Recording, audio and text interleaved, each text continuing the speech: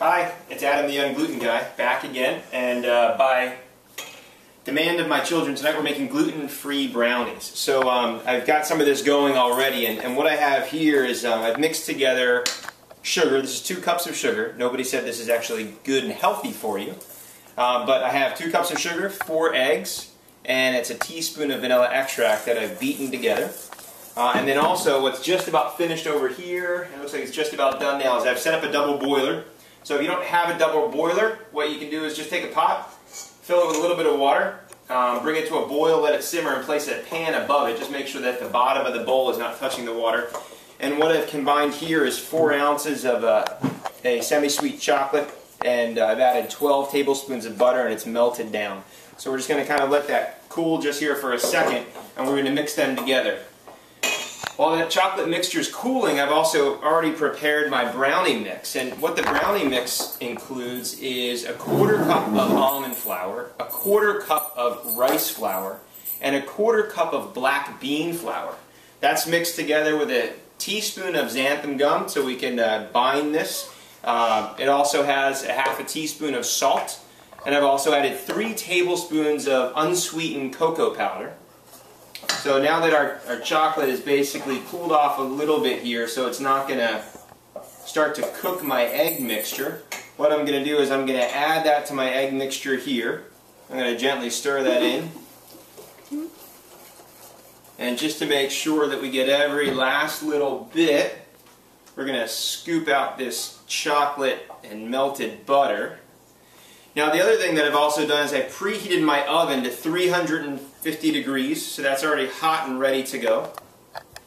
And the other thing that I've done is I have a 9x9 square pan, and I've buttered that pan. So a couple ways you can do that. You can just use your hands and get dirty. A nice thing is that all the butter comes in a wrapper, so you can actually use the wrapper or just get a piece of wax paper. It's a great way to get into all the corners of your pan to make sure that you have this buttered up well so things don't stick. So now you can kind of take a look here. This is our mixture. We have our mixture of our chocolate and our butter, and it's all mixed in well. So what I'm going to do next now is I'm going to gently fold in my mixture of my brownie mix. And when I say gently, it's because this is very powdery, and what will happen is if you mix it around really quickly, you'll usually wind up with half of it in your face. So you got to fold this in gently, and as I'm folding this in, it'll all start to incorporate. And then the next thing that I'm going to do is I'm actually going to add some chocolate chips at the very end, and that's going to give a nice gooey consistency. So these brownies are a very gooey fudge-like brownie. They're not a very cake-like brownie, so if you're kind of looking for a cake-like brownie, this may not be up your alley, but it's really good and usually doesn't last very long in my house. So we're mixing this together, and it's just about all mixed. So that's starting to look good, and that's all incorporated. And for me, when I was diagnosed with celiac disease, we were looking for things and treats that we could have around the house, and brownies is one of those things that kids always love. So I made just about every pre-packaged brownie mix and every recipe for gluten-free brownies that you can imagine. And this is sort of the combination of all the things that I liked and didn't like about all the mixtures that we tried. And this now has become kind of our standard go-to. Okay, so everything's mixed in well. So now what I'm going to do is I'm actually going to take my chocolate chips and just kind of toss it with a little bit of the extra brownie mix and cocoa powder.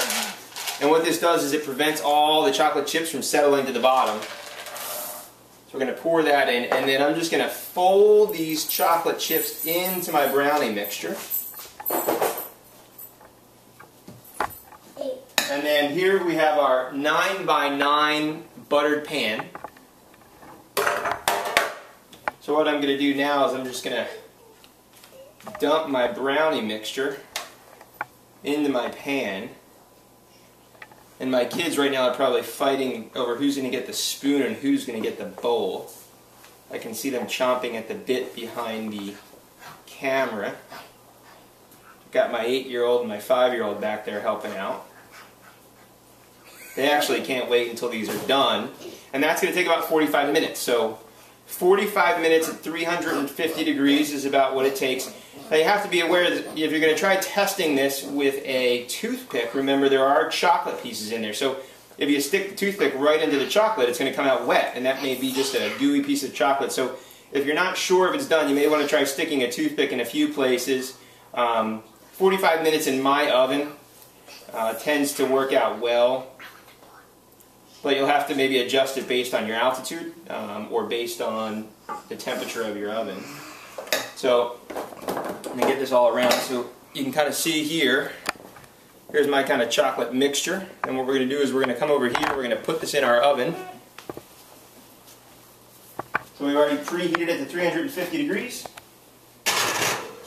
In goes our brownies, gluten-free of course, and I will see you back in about 45 minutes when this is done.